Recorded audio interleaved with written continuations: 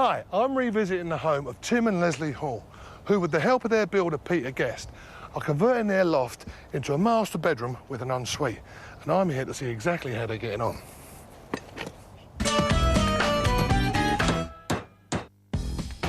Work on the loft has meant strengthening the roof and floors and adding windows to bring light into the new space. Since I last visited, one of the most noticeable differences is to the second floor, where the cramped bathroom has been knocked down to make space for fitting a new staircase into the loft.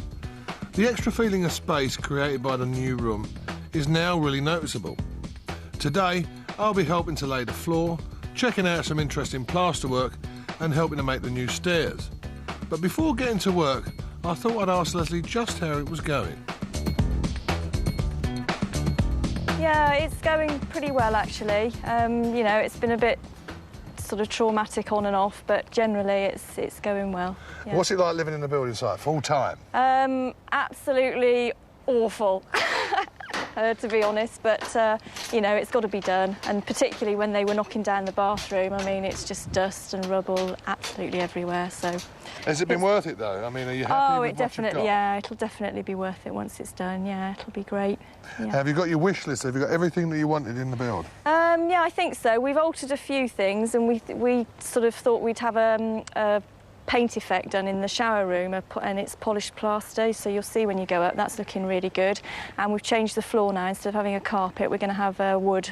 We're going to put pine flooring down now instead of having a carpet in there, because we thought that would make it look right, so you've good. changed the flooring? Yeah, yeah. So, I bet Peter was happy with that, wasn't he? Well, he said he didn't mind, but you know. Well, I'm going to pop up and see Peter because I'm his worst nightmare. And I'm going to check out how he's doing.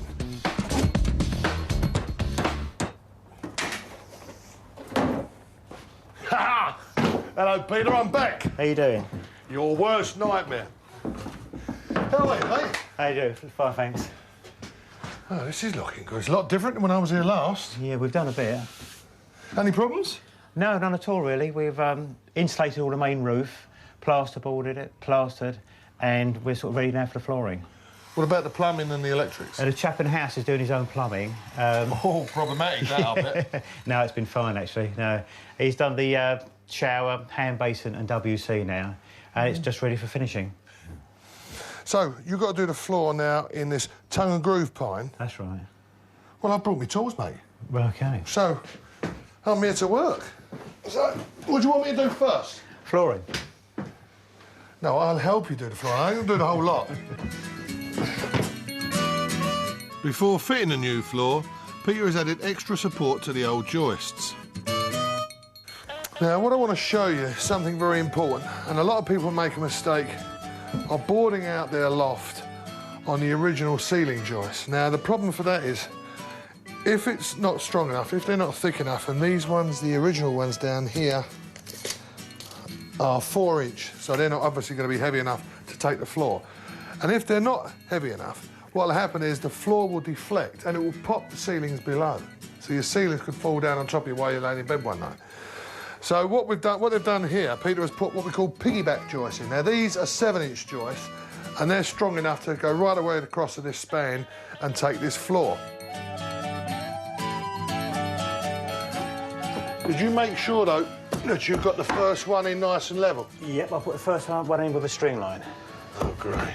It's very, very crucial, this, actually, when you're going to lay a floor, a new wooden floor, that you must start off in the correct way, because if you don't get that one right, then the whole floor could be ruined. It must be parallel. Now, you don't go by the wall, because the walls can be out, so you take a centre line right the way through the room, and then with a measurement, using a tape, you measure off equal either side of that line. Mark the joist and put your first board, cut it if necessary, and then put your first board to that line. When you get to the middle, right across the floor, it'll be straight and parallel. That's crucial. We use floor cramps to squeeze the new floorboards together, eliminating gaps between the boards. You can hire these and they are really worthwhile, as softwood flooring has a tendency to shrink, and pressing them together helps prevent gaps appearing.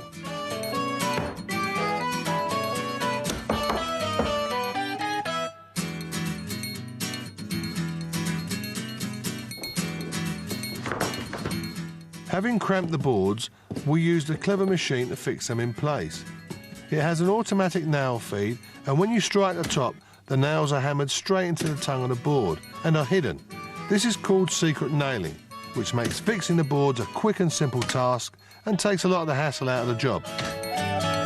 Now, the advantage about one of these is not only is it quick to do, but the way it's actually manufactured and shaped is that when you actually impact it like this, it forces the board back into the groove of the other one. And you can take out all your aggravation on it. See, look. Lovely. Now for the next one.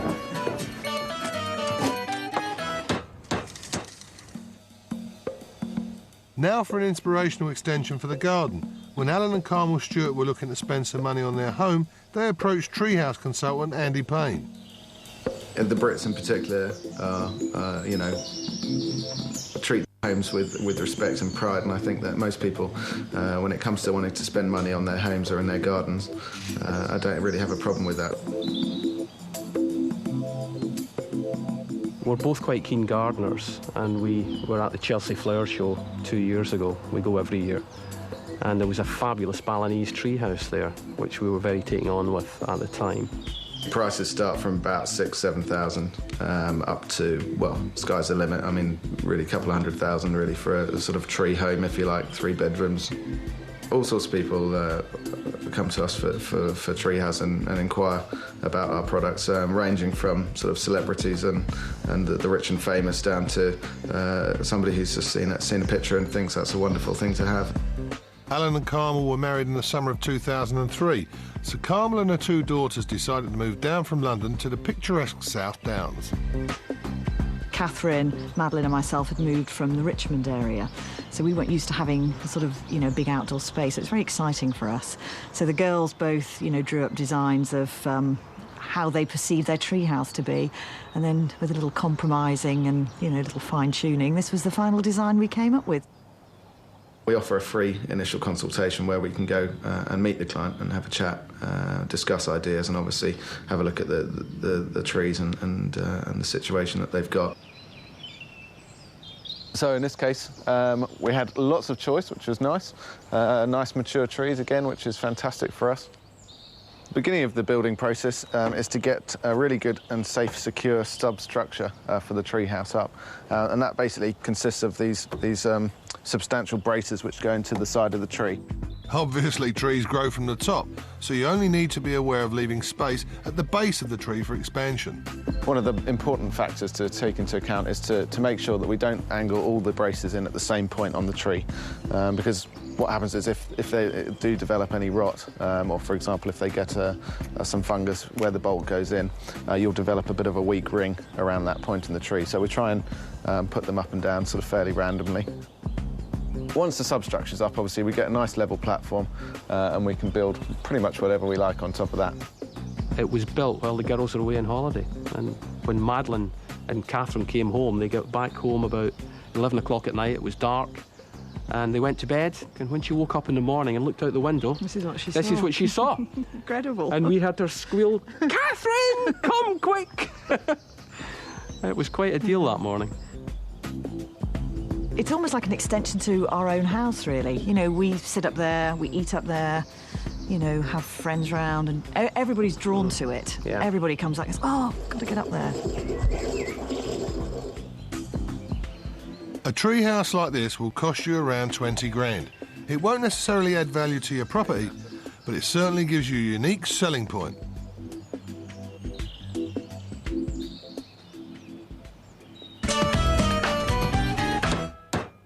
Now, this is Norm. Norm's the guy who's responsible for putting that beautiful plaster finish in the bathroom. Now, there's already been 2 coats put on here, which I haven't seen, so Norm has agreed to come down here and show me how this works, the process on this piece of blank wall. Plus the fact Peter's working away upstairs and we keep out of his way. The effect Norm is creating is called Italian polished plaster. The first step is to apply a primer to the new boards. Splash this all over, as they say. Well, it's a bit like aftershave then, yeah? Yeah, doesn't smell like it. It's quite gritty, isn't it? Yeah, that provides the ketone. That's what it's all about, I think. Oh, right, so you put that one on first. Yeah. The plaster is then applied over the key as normal. but in 3 different stages, using smaller trowels at each stage. Daddy, Mummy and Baby. Which one you got? Daddy. Now, what's the purpose, obviously I haven't asked, the purpose of these 3 trowels then? You've got the big one. Yeah, we put the first coat on with the big trowel to, like I say, get it on, basically. And then for the second coat, we use the... The second biggest one? Yeah. Right. And then it's more shorter actions. To give it a bit of a textured finish? Yeah, so you haven't got the same texture on each coat. And then on the last coat, it's smaller again. But you must keep your trowel clean. Keep the trowel clean. Yeah. Now, how thick does this have to be? Very tight coat, is it? Well, the first coat's the thickest, but after that, it's just a very thin coat. Can I have a little go? Would you mind?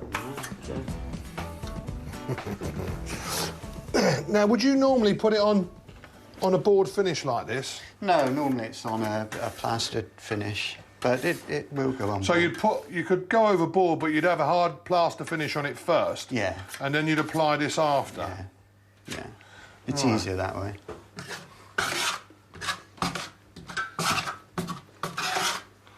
You can see, I can see you're very impressed, Norm. Yeah, I was looking to offer you a job, actually. What's the rates of pay like? Not too good. What about the hours? Because there are an awful lot of hours on this firm.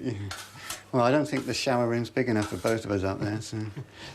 I didn't think just as we were going to work together that we had to get married, Norm. Tell you. You're doing very well. As it happens, that really is... The colour is stunning, isn't it? The plaster comes in a vast range of different colours, which is what attracts me to this finish. Because you've been such a good sport, I'm going to drag Peter down out of your hair to allow you to go up and put the third and final coat on the bathroom, and then we'll come up and see how that is after. Because I'm going to take Peter down there and I'm going to help him out in the garden working on the staircase.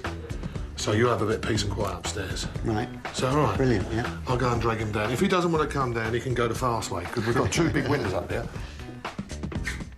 Once back up in the bathroom, Norm applied another thin wet coat of plaster, allowed it to dry, and then worked it with his baby trowel until the plaster really shone. Join me soon when I'll be helping Peter with the new stairs and finding out how the finished project turns out.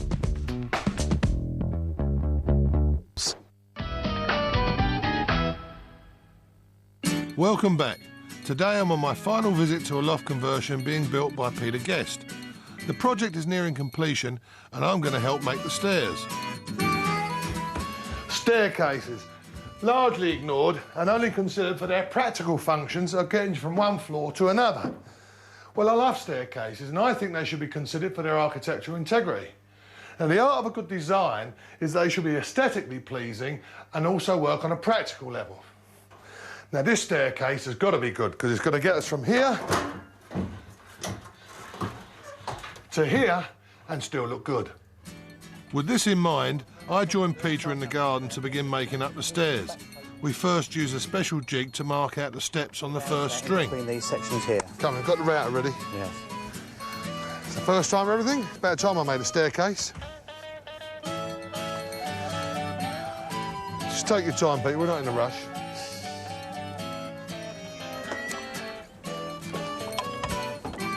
It's one of those comedy moments, this is. If we're lucky, they might snip this out afterwards and we won't look incompetent. Knowing my luck, it's probably going to stay in. Rare as hen's teeth, an editor with a sense of humour. Anyway, with our router problem sorted, we use the jig to cut rebates into the string. The string holds the treads and risers in place and make up the side of the stairs. We then cut the angles at the bottom of the string and offered it up to the newel post.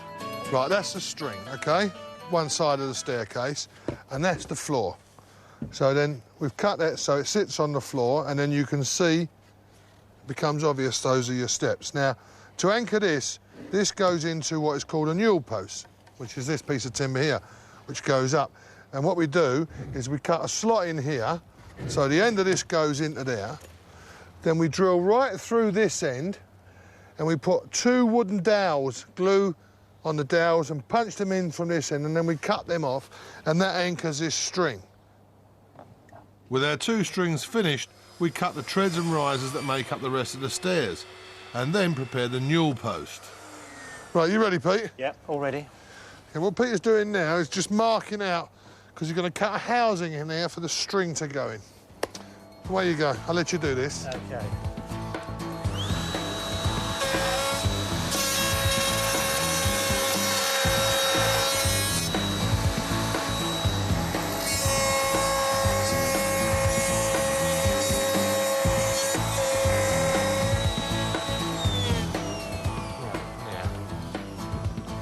That's the newel post housed, and that takes the string. Can you hold the string for me? Okay. These are all the parts of the puzzle, you see. This is the tread, and that goes in there. That's the riser, and that goes... Oops. Wrong way. Goes in there. Oh, let's just get there. That goes in there, and that's the start of your staircase. Right, that's all the parts are there. I've got a train to catch. So you've got all the parts of the puzzle, so all you've got to do now is put it together. I'll let you do that. But that doesn't mean to say that I won't be keeping a check on you. No. No, you've got to make sure that's done right, because we're going to come back with the cameras to check it all looks right. And I'm going to ask Leslie and Tim whether they're satisfied with it. Thank you very much. I'm sure you did a marvellous job. After we'd assembled all the pieces together, Peter took care of the more difficult job of fixing the strings to the walls. He then fitted the treads and the risers. The treads are glued and wedged into place. The wedges secure the treads and force them into the routed sections of the string. The risers are fitted into position and then joined to the treads using a triangular support, which is glued and screwed in position. Building staircases is specialist work, but seeing everything in place makes it all worthwhile.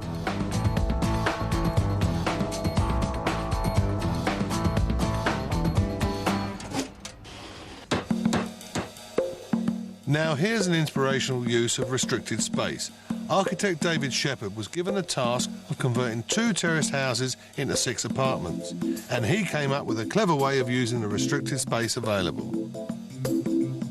My client gave me almost carte blanche on coming up with ideas of how can we get 6 flats out of this area. So we were minimised, well, we were restricted by the area that we had. So we had to utilise the roof somehow.